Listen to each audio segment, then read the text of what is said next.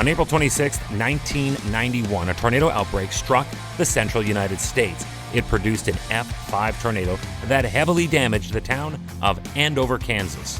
Hi, I'm Chris May, writer, producer, and host of This Day in Weather History from the Weather Network in Canada. Remember Dorothy from The Wizard of Oz when she quipped, "Toto, I don't think we're in Kansas anymore"? It was a tornado like what happened on this day that prompted that quote. This is the F5 from This Day in Weather History.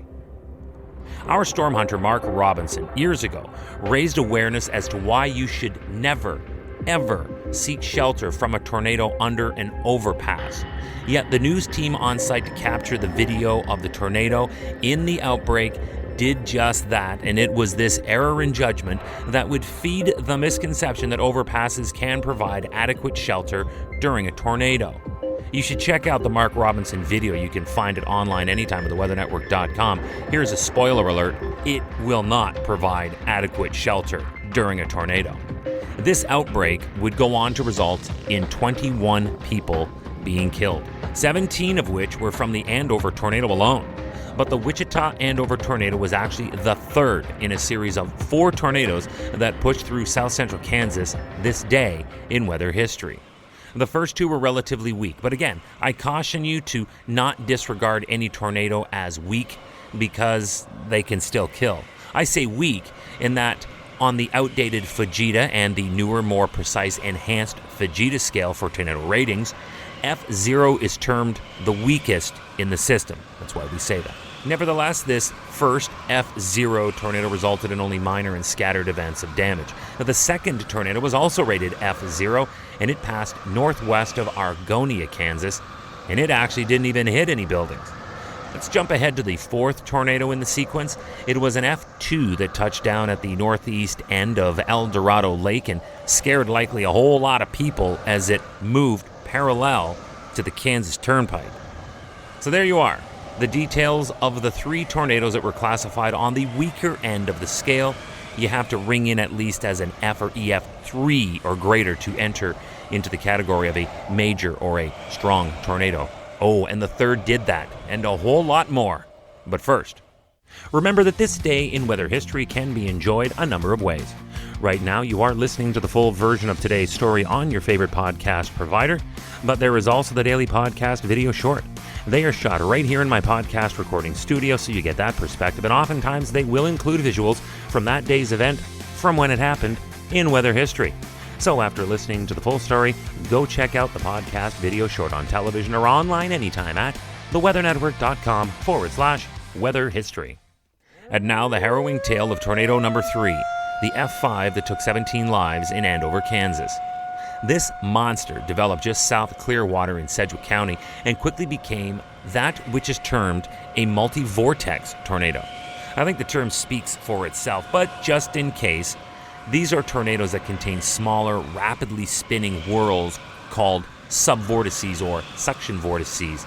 It's like, if you have one massive storm, but within it you have smaller but still powerful mini storms. What makes this setup particularly dangerous, aside from the obvious power that they pack, is that these subvortices are not always as clearly visible.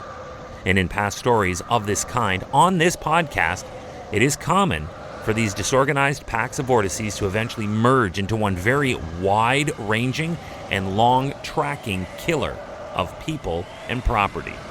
The damage was reported to have been extensive in the northern part of Hayesville, south and southeast of Wichita, as well as across the McConnell Air Force Base, which sustained $62 million in damage. The only saving grace was that the line of destruction that roared across and through the airbase missed a line of B-1B bomber planes by only 305 meters. It's about 1,000 feet. They were parked on the tarmac, as they would be, and therefore they were very prone to total devastation. And that in itself would have driven the damage costs through the heavens. F5 damage also occurred across the southern part of Andover, where large frame homes were completely demolished. And it was at the Golden Spur Mobile Home Park where vehicles were mangled so badly that you couldn't tell if it was a car or a truck.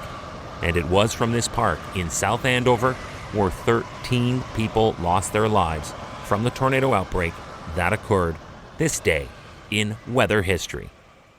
Hey, do you like the podcast? We'd love to hear from you. If you have an idea, go right now to wherever you're listening to me and rate us if you would, please. It's on a 5-star system, and we would love as many stars as you can afford.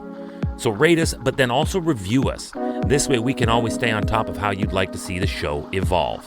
Then remember to subscribe to this podcast. Click the subscribe or follow button right there on the very same podcast homepage you're listening on.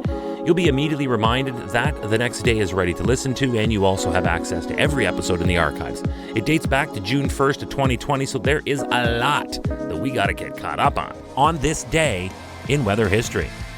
Tomorrow is April 27th. It was a Sunday on this day back in 2008 when residents of Fort Albany, a First Nations community of mostly women and children, fled the worst floods since 1985. Ice flows burst through the dikes, thrusting water onto the mainland of the reserve where 900 people lived. We'll tell you all about how they survived and the extent of the rescue operations that ensued. That's tomorrow on This Day in Weather History with me, your host, Chris May.